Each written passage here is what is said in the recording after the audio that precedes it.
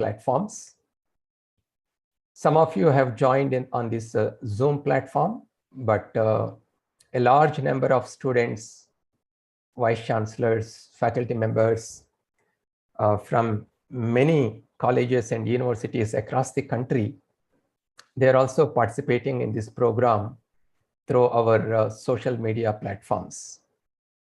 Today, we have the pleasure of having Professor B. Mahadevan, who is a professor at Indian Institute of Management, Bangalore. We were hostel mates.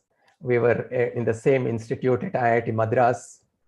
I invited him for a lecture at JNU when I was there, and he gave a wonderful lecture on Bhagavad Gita in management, which became instantly very popular. Professor Mahadevan has been working not only in management area, but also in Indian knowledge system. Recently, he has written a beautiful book on Indian knowledge system.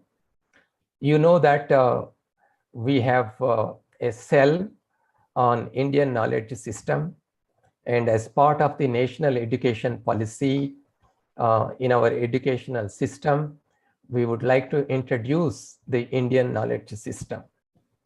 And in order to do that, several things have to be done. We need to promote books in Indian knowledge system. We need to encourage students to take up research in this area. Towards this end, recently, the Commission has approved the introduction of Indian knowledge system as a paper in UGC NET. We hope that many students will opt for this subject in UGC NET and eventually become research scholars in different areas of Indian knowledge system. But however, to train such research scholars, to train our students, we also need good books. We are encouraging a lot of our faculty members to write books in Indian knowledge system. Professor Mahadevan's book can indeed be a template for all such efforts. Today we have him. I would like to thank on behalf of all my colleagues who have joined here, and also on behalf of UGC for being with us to speak about not only his book, but in general about Indian knowledge system and its importance in our educational system. I would like to very warmly welcome Professor Mahadevan to deliver his lecture. Professor Mahadevan. Thank you, Professor Jagdish. It's my pleasure to be on this platform. Thank you for your kindness in inviting me to this platform. So without much ado, let us get into what we would like to do today in terms of talking about Indian knowledge systems. There has been a renewed interest in the nation for a variety of reasons, which are very natural in some ways. If you look at, it could have happened a few years earlier, all that we can discuss. But I think the direction in which we are going is something which is very natural for us to do. So let me very quickly start with some of the current mindset that we have about Indian knowledge systems, and then move on to some specific things. So the first question that I would like to put before you is, what do we do with Indian wisdom today, by and large, is a question which I started thinking when I was preparing for this lecture. So there are some possibilities which I could think of. One is to simply abandon them, saying, all these are, after all, 2000 years old, and what is contained in 2000 years old may not be of much relevance to us, and so on. Other possibility is to keep it in a puja room and worship. You can take all the scriptures and then every day put a few flowers and then keep it. For example, Bhagavad Gita, you can keep it Ramayana, you can keep it on the, puja room and worship. Or we can take positions without knowing what it contains. Unfortunately, a lot of people seem to be doing that. See, if they don't know anesthesia, if they are a professor of chemistry, they don't talk about anesthesia. But whatever is my discipline, I talk about Indian knowledge system without doing. Sometimes seem to have that kind of issues anyway. Or possibilities simply glorify the past. Simply tell everything is available in the past. We knew everything ahead of others. So these were some of the potential possibilities that I see with the Indian wisdom, Indian knowledge system, whichever way you want to call it. Whereas what I want to perhaps bring in front of you is that there is a strong case to look at certain other perspectives also. For example, we can get to know firsthand what is there in the knowledge system. That may be very, very useful. And maybe out of it, we may be in a position to explore some new paradigms and things of that kind. So therefore, I want to present that possibility today, which has come to me by way of my long years of research and what I have been doing, and which culminated into a recently published book about which the UGC chairman also made a brief mention. So before we go there, there is another reason why we should bother about Indian knowledge system. So let me place that before we formally try to define and see what it contains and so on. Well, in IKS, Indian knowledge system, which I paraphrase as IKS, is not about merely knowing about our ancestral knowledge. I mean, many times we think like that. No, it's not about that. Basically, it is about protecting the received wisdom. It is an issue of economic security and national pride. Economic security, I want to emphasize, being a professor of management, we are into a regime of what I call it as World Intellectual Property Organization, that drives the knowledge assets. If you want to monetize the knowledge assets, you need to create patents. And if you have to create patents, in simple terms, patent is all about saying, if A says, I discovered it, and if B says, I knew it earlier than A, then B is supposed to get the patent. So you all may be aware of some patent wars which we have actually gone through in the last 15 years. A US company was awarded a patent for neem as a pesticide. We failed in our efforts to get the US patent on the neem cancelled, simply because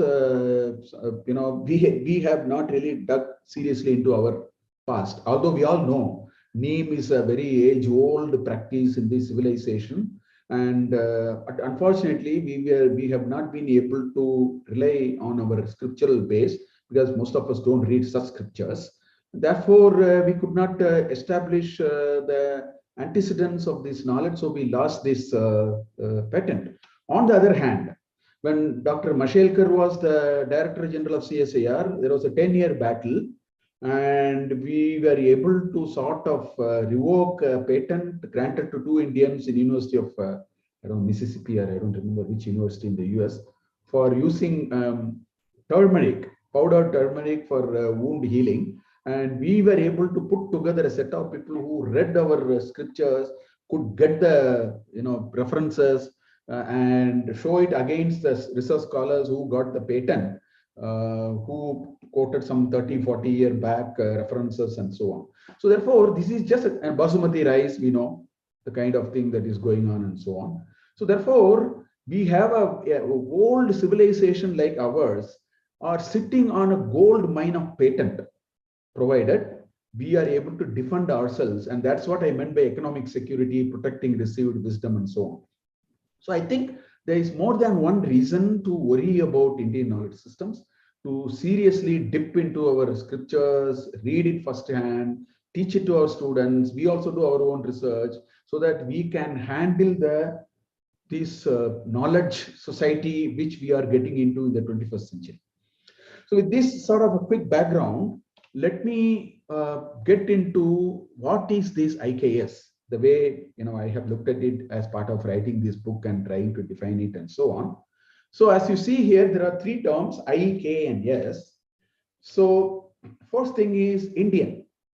So when we say Indian, we mean indigenous source of knowledge generated by the Indian society.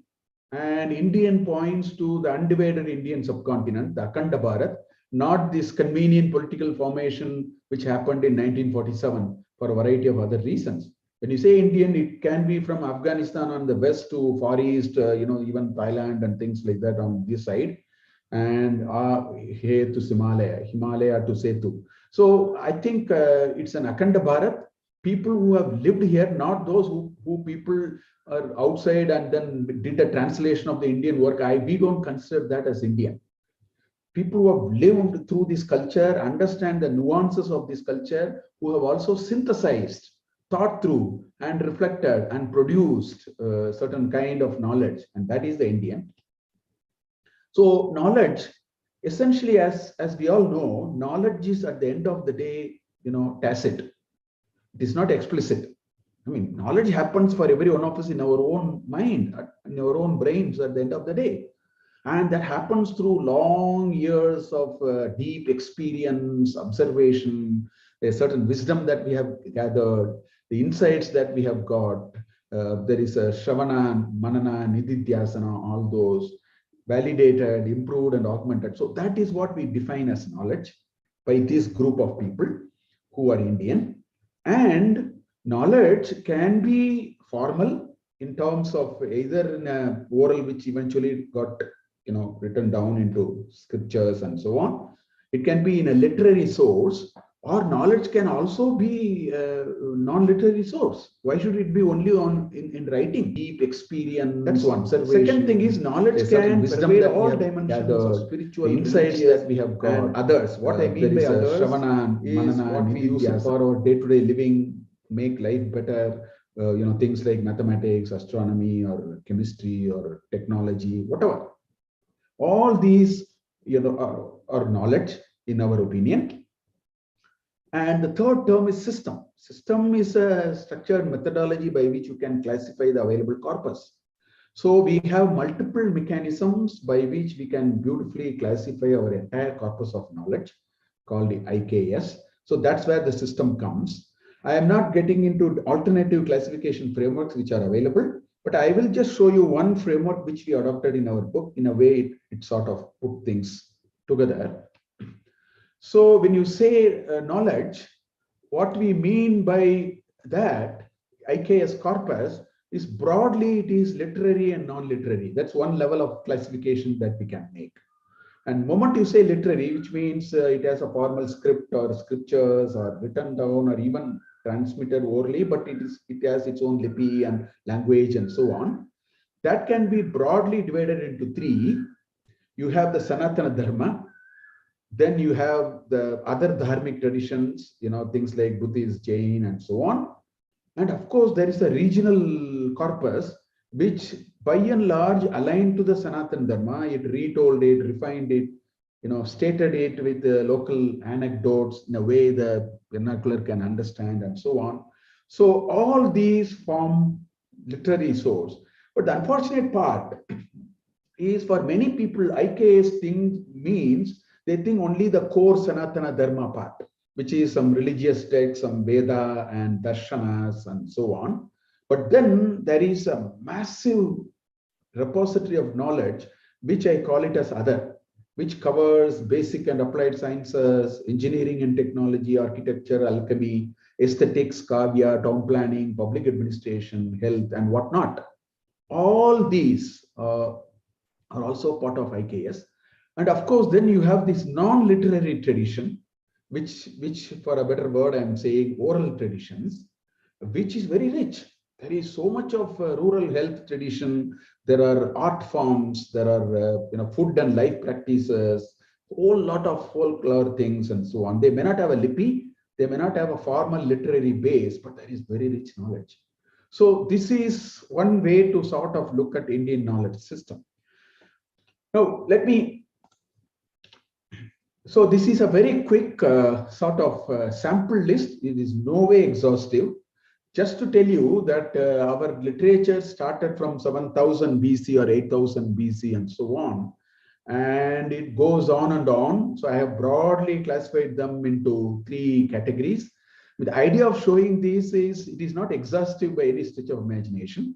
But if you look at the two columns, You practically have everything. You have medical, you have art forms, you have epistemology, astronomy, mathematics, architecture, foreign policy, binary math, lexicography, iconography, whatnot. So all that I'm saying is this is a small sample which I have sprinkled of the vast repository of knowledge we already have, which practically covers everything, not just religion. People think Indian knowledge system is all religious, spiritual, and all that. I think that means we haven't understood and really explored the true strength of our own knowledge system. So let me show you a few examples here and there. Let's quickly peep a little bit into the IKS corpus. See, there are two very shining areas I see in Indian knowledge system. One is metalworking industry, other is mathematics and astronomy. These two are very powerful for today's application. What I mean by that, there are so many others. There are aesthetics, there are dyes and chemicals. There are so many of them. Let's look at these examples. What you see here is a gold coin of King Samudragupta, 300 CE. And then you also find a beautiful royal earring of Andhra Pradesh, 1st century BCE. And metallurgists will understand what is the complication, what kind of technology is required. You need embossing, you need metal forming, ore extraction, you need fine tools to work on the metals and carve them and so on. I mean, this is not easy. What you see in 1st century BCE, it speaks volumes about how far we have gone in terms of metal extraction and working with metal in multiple ways and so on. This is a yantra. Indians were the first to introduce zinc to the rest of the world. And we have been doing it from 7th century BC. And I'm told by 9th, 10th century CE, AD, we had industrial grade production in million tons zinc. So what happens in zinc is when you try to heat the zinc ore, at 500 degrees centigrade, zinc vaporizes and the metal is available. But unfortunately, in 600 degrees centigrade, zinc becomes zinc oxide. So the idea now is how do you capture this metal between 500 and 600? And Indians came with a concept called downward drift distillation process. The furnace here is a very simple illustration. They discovered it. They extracted the metal zinc several thousand years, actually, nearly 1,000 years ahead of what the West was able to do. Today, we are the pioneers in actually zinc. Of course, we have a lot of zinc ore in Rajasthan and things, Aravalli areas and so on.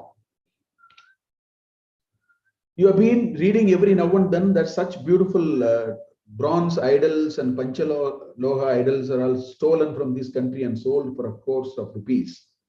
From 4th century, 3rd century, we have been making absolutely fabulous, statues of this kind. And they are made through a concept called, what in 17th century Westerners called it as lost wax casting process. In our Puranas and in our scriptural references, in I think Varahamira and all that we find, is called Madhuchishta Vidhanam. Madhu Uchishta, the left out of Madhu, which is the wax of the bees. That's used to do this casting. This is again 1,000 plus years old, maybe 2,000 years old. Chola idols and all that you see. These are a set of tools designed by Sushruta. And I'm told that some of these tools are capable of splitting a hair. Hair is a micron thickness. Splitting a hair longitudinally. That kind of a possibility is there, which means see the precision with which these metal, these alloy, these kind of tools have to be fabricated. We should be very rich in steel and steel alloys, which Indians were. Indians were leaders in what is called wood steel. Anyway, look at this Delhi iron pillar. Delhi iron pillar is popular. That's why I'm showing Delhi iron pillar. There are about several iron pillars in this country. The Konark temple has 577 iron bars, which are never rusted and so on for hundreds and hundreds of years. We have found a technology of corrosion resistance. All these boils down to what is called ferrous carbon alloy. How do you, iron and carbon makes this beautiful combination of, corrosion resistant steel and so on. Indians are very good for it. Indians are actually exporting what is called wood steel. Wood steel was used for manufacturing what is called Damascus blades, the swords which are used for fighting. And there are references, plenty of references in Sangam literature, in Tamil literature, that Pandya kings were actually exporting and sending wood steel material and all that to the Midwest and to the Rome Empire, and so with in addition to other things and so on. The word woods is very interesting.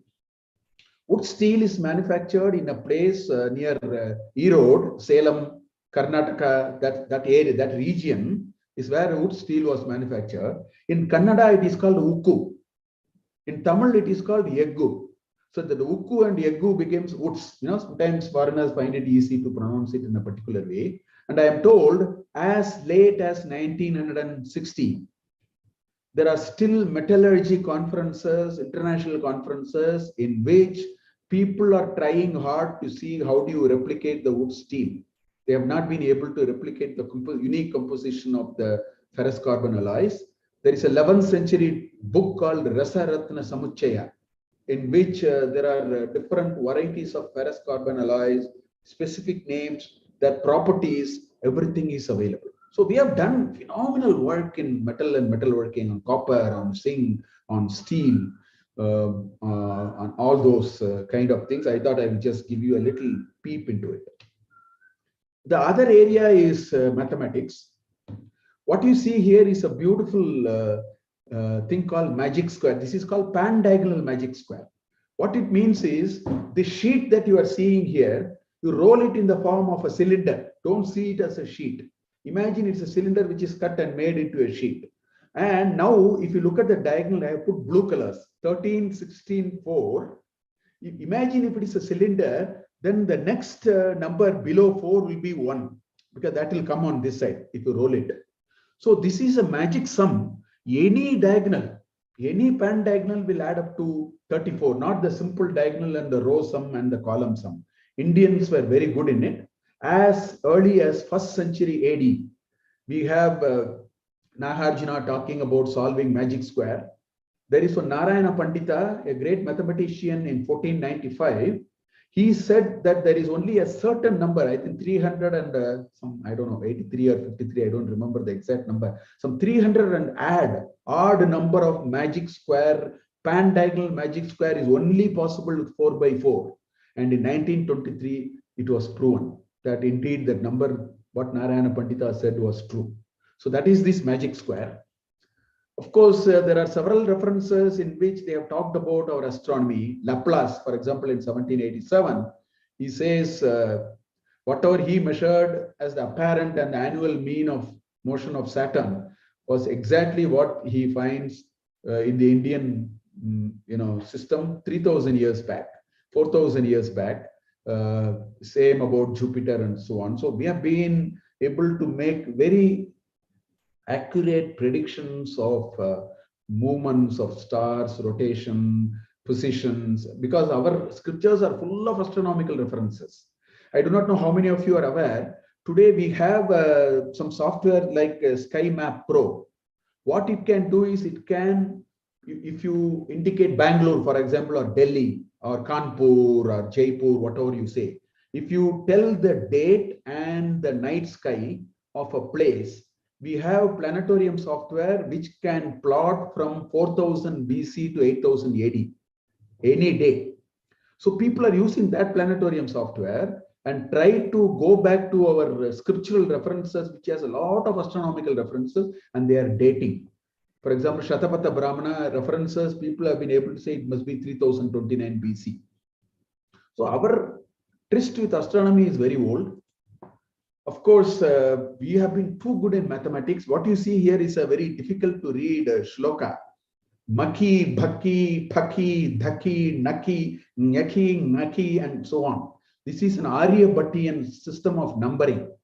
And Aryabhata uses these particular 2 lines, shloka, to give us the R sign differences. You know, modern engineers and mathematicians, they use what is called Clark's table, in which these numbers are all listed on 2 pages and we keep referring. We don't have to. This shloka, and if you know how to decipher the Aryabhatian system, it will actually tell us how to get the R sign differences.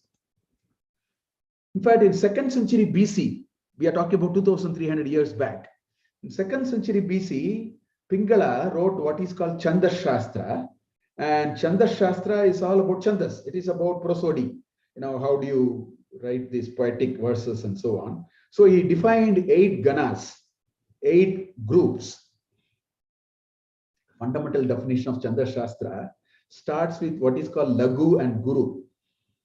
Suppose if only we replace the term Lagu with 1 and the term Guru with 0, then what we find in Chandas Shastra is some beautiful principles of binary mathematics which we discovered in the last 40 years.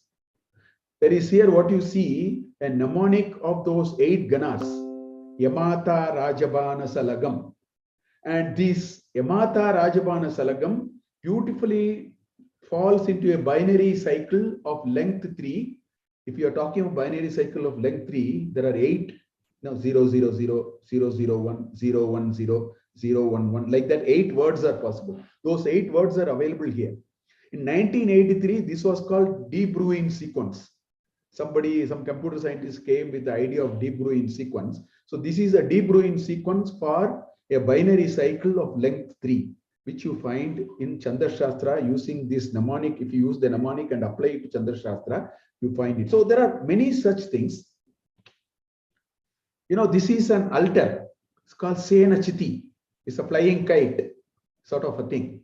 Now, constructing this is not easy. This is not, and we have 77 different such designs which ancient Indians were doing for their Vedic altars. So, you see color codes here, you see a table here. This altar has to be fabricated with exactly 200 bricks, not 1 brick more or not 1 brick less. And the count is available here. The blue color square must be 69, of which 1 must be at the head, 30 must be in the body, and so on. Similarly, you have a green color isosceles triangle B3, which must be 72, and so on and so forth. Now, how did Indians do it? And how did they make these shapes? They just used a stick and a thread. If you tie a thread to a stick, you can only generate a circle. So out of circle, they generated all complex mathematical shapes called cyclical geometry. Sulba Sutra. Sulba means thread. In Canadian and American universities, they have an elective on what is called rope geometry. They teach Katyayana, Sulba Sutra, and all that kind of things. Whereas we have a little moved away from that. This is a rich expression of mathematical skills that Indians have. Let me get into grammar. Sanskrit. Sanskrit is such a beautiful language. Any word in Sanskrit need not be memorized, need not be looked at in a dictionary. It can be manufactured using a set of rules. In Sanskrit, you have a noun root or a verb root. The moment you have a root, you have to attach a suffix, a pratyaya. Once you attach a suffix, then there are 3,983 rules. You have to fire the rules. And if any rule can modify it, it will modify. Once it modify, again look at, is there any other 3,983 rules which will apply? If it will becomes eligible, apply that. Then the shape will, the word will keep changing. When no more modification is possible, you derive the final word. Every word in Sanskrit can be derived like that. This is an algorithm. It's an inefficient algorithm. This is more to show you the rudimentary logic. The algorithm can be a lot efficient than that, and we have such NLP engines today.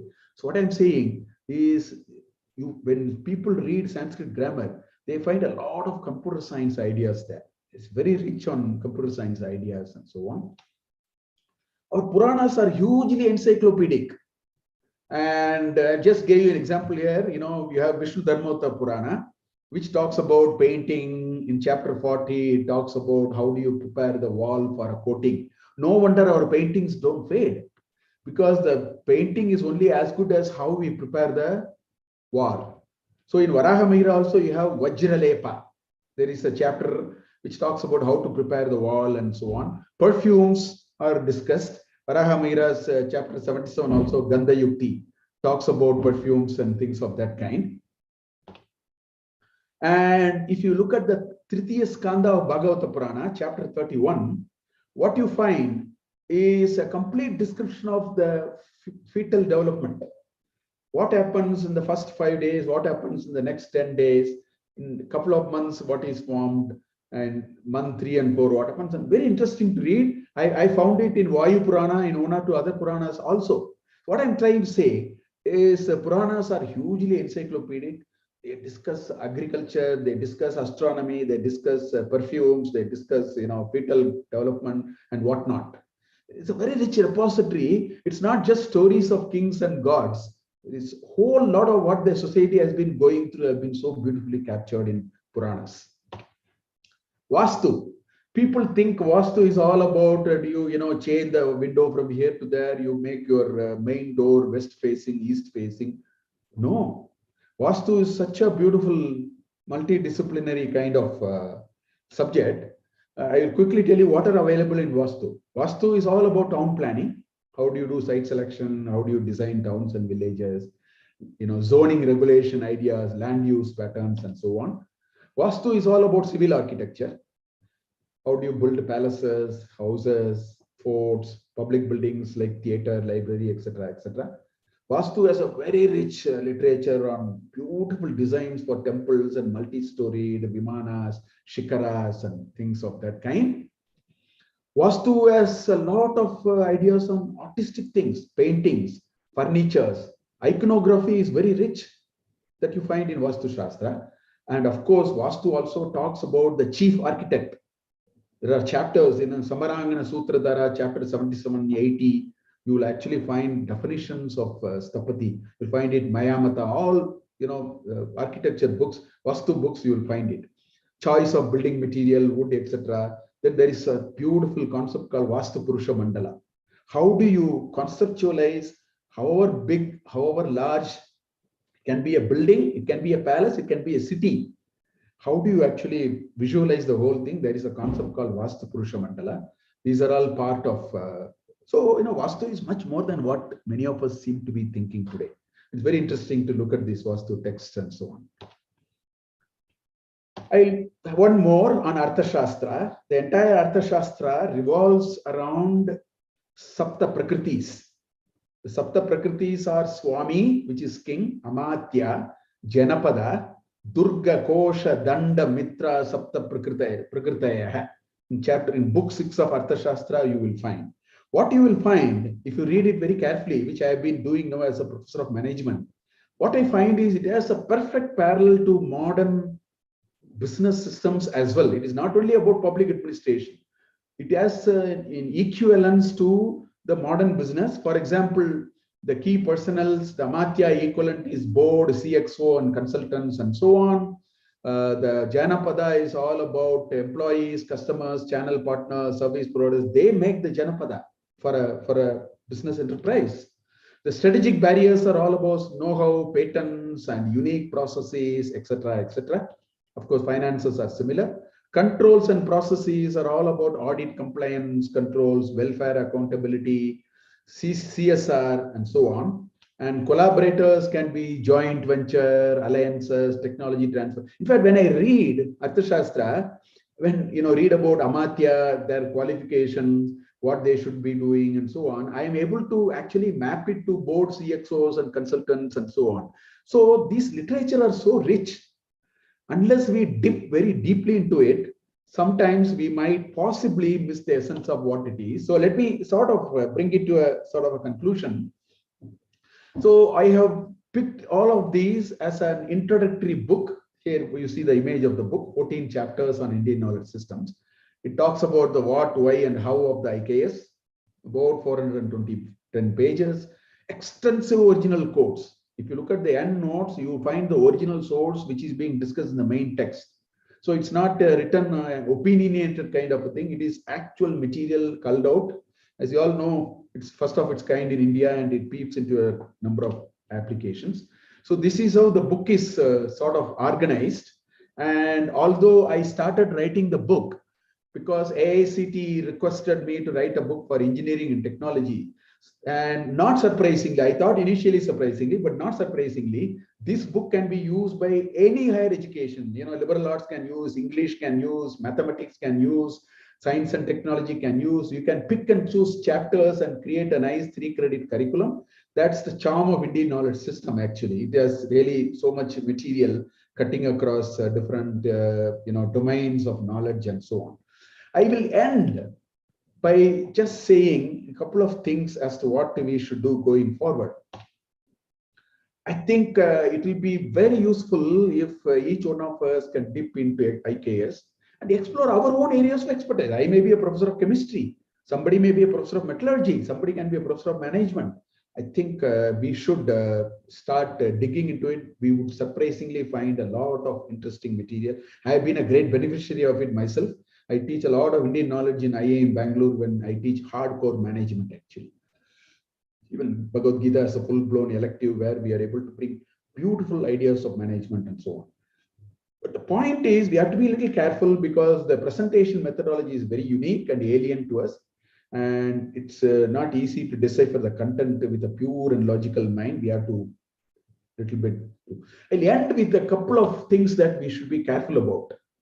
When we teach IKS, I suggest ignorant teaching is more damaging than no teaching. People jump into IKS without reading enough and expose themselves and hurt the cause very badly. So I should not teach anesthesia when I am a language expert. If I teach anesthesia, I should read enough of anesthesia before teaching. This is our professional ethos. I am only restating it. Too generic and sweeping conclusions should not be done. People use some slokas in Gita and say string theory is there. Gita doesn't talk about string theory. We should not do all these. I think we should present some beautiful ideas in its own native format as it is available in IKS. That will do a lot of good things. We don't have to glorify the past. A lot of people think we have to say everything is available in IKS. We don't have to say any of those. And we can avoid English and foreign translations as far as possible.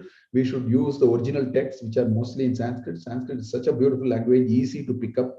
The most easiest language to pick up, according to me, is Sanskrit. So one can then use the translations and sort of triangulate it and make a good use of it and so on. Excessive reliance of translated work is not good. Therefore, I think we have to worry about it. I'll quickly summarize like this and leave the floor. I know that we are sort of running out of time. Thank you, Professor Jagdish Kumar, for this great opportunity. Right. Thank you. Yes, Professor Mahadevan, thank you very much for your very comprehensive presentation. We have about 10 minutes to take up questions. I already have 2 questions from our social media platforms. One question says, what are the teaching positions available for Indian knowledge system in new education policy? Indian knowledge system is not a separate discipline, a standalone discipline, as Professor Mahadevan has very clearly presented. It encompasses all disciplines, as he mentioned, science, engineering, technology, humanities, social sciences, languages. So what we are doing as part of the implementation of the national education policy is to bring awareness among our teaching community to introduce components of Indian knowledge system as part of their own discipline. For example, to give one relevant example, if you look at semiconductor manufacturing, if you look at your own cell phone, for example, there are 70 elements from the periodic table that are used in the cell phone. There are a lot of metals that are used in semiconductor manufacturing. So if I am a teacher of semiconductor manufacturing, can I look at some of the approaches that our Indian knowledge system has used for extracting various kinds of metals and then think about new paradigms in terms of producing these metals? For example, lithium is an important metal for our battery system. So we want our Indian knowledge systems to be connected with the modern systems so that both benefit. We preserve our ancient wisdom, but we also advance the modern knowledge using modern techniques and ancient wisdom. So therefore, there is going to be no separate discipline as Indian knowledge systems.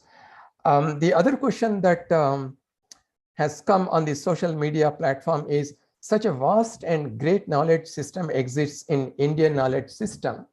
Are you planning for any course or program or syllabi for Indian knowledge system so that universities may adopt? The Indian knowledge system cell established by the Ministry of Education has already started interacting with a large number of educational institutions. They have already given dozens of projects in the area of Indian knowledge systems, and we are also involved in bringing out a lot of textbooks in the area of Indian knowledge system, because the reading material should be available for the teachers. As Professor Mahadevan has said, that you need to deeply study before you can teach it in the regular classrooms. So therefore, the teachers have to be trained. The IKS unit is also involved in training the teachers in teaching the Indian knowledge system. So it's a multi-pronged approach that is happening to promote the Indian knowledge system. Let me also see if any of the participating vice chancellors have any questions related to this. You can please raise your hand electronically so that I can unmute you and you can put your question. I'm just looking at the screen if any of the colleagues have a question. Meanwhile, Professor Mahadevan, would you like to address some of the things that I mentioned here? Add to that? Yeah, so Professor Jagdish, I think you made that point very nicely.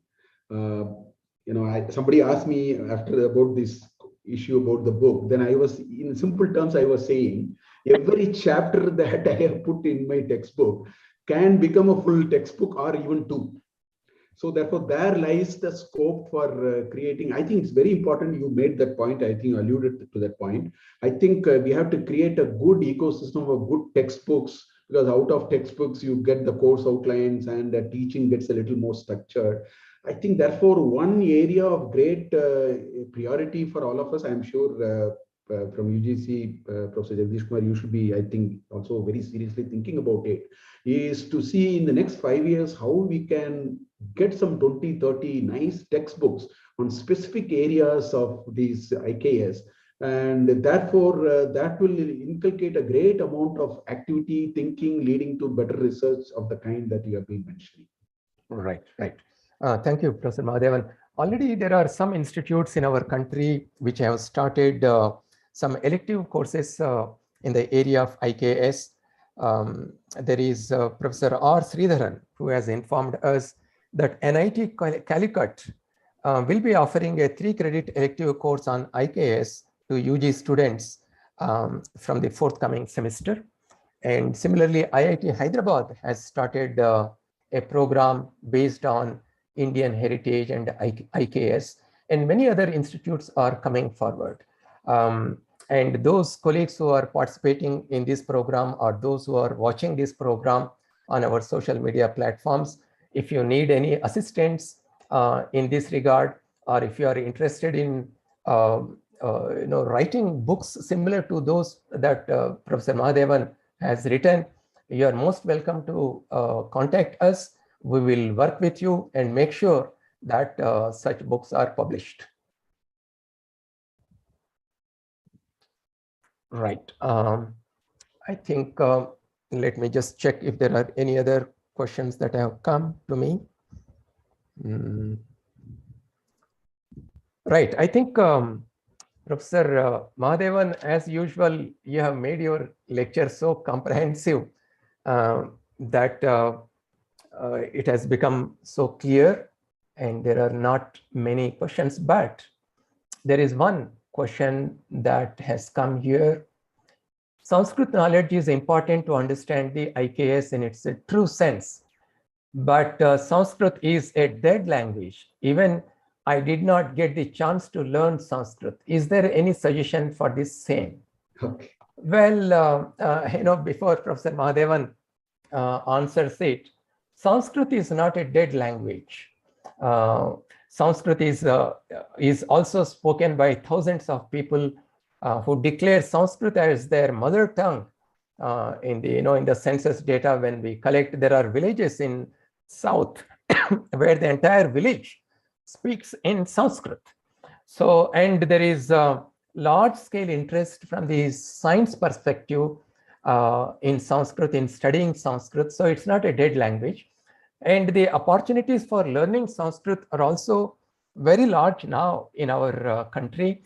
There are several national Sanskrit universities in our country. Many universities have Sanskrit departments teaching Sanskrit language and Sanskrit literature. So anyone who wants to learn Sanskrit, there are plenty of opportunities. And I agree with you that having a good knowledge of Sanskrit will go a long way in understanding our Indian knowledge system source material.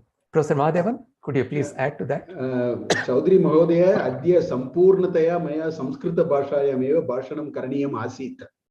Tatapi Aham Angela Bhashayam Kritavan. Yet Maya Vaktavyam Sarvam Sampurnataya Jagdish Kumar Mahodayena Uttam Samskrita Vishay Kim Kim Kartum Shuknamaha Etat dead language Nasti Pavantah Edi Pashyanti Bahu Avakashaha Adya Labhyante Samskritam Adyanam Kartum Tavateva Vaktam Ichami. Right, right. I'm sure everybody has understood what you spoke because Sanskrit is so simple. Now, there is one more question. Till date, we were teaching the inventions, discoveries of European and American scientists. We wish to add to that contribution, to those contributions, our Indian ancestors' contribution also. Could you please guide in this regard? Well, we need to read our literature, and there are also modern scientists who have contributed to modern knowledge. Even that also need to be mentioned when we teach. For example, as I mentioned, the mobile phone, it contains an integrated circuit. The integrated circuit consists of a transistor, and the transistor consists of a rectifying junction. And when I ask my students who has invented the concept of rectifying junction, they mention names of scientists from Europe, America, and other places. But they don't know that the very concept of rectifying junction was invented by Jagdish Chandra Bose. He was the first Indian to have got the first patent, American patent in India in 1905. So there are plenty of such examples. All that we need to do is read our literature, read our own resources that are available so that we can tell our students how not just only our ancestors, even in modern times too, many of the Indians are contributing immensely to the progress of science and technology.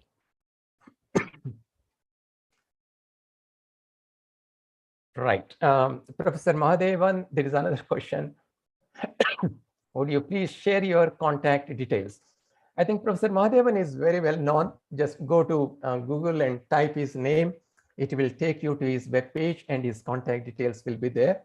So with that last question, I would like to thank Professor Mahadevan for his very wonderful lecture. And we hope to have regular interaction with you and take the IKS activities forward. I also would like to thank my colleagues from the central universities who have joined on the Zoom platform, and then thousands of other participants who have joined our social media platform. I hope that our this lecture as part of our Chetana series has benefited you. Thank you. Thank you very much. Thank you very much.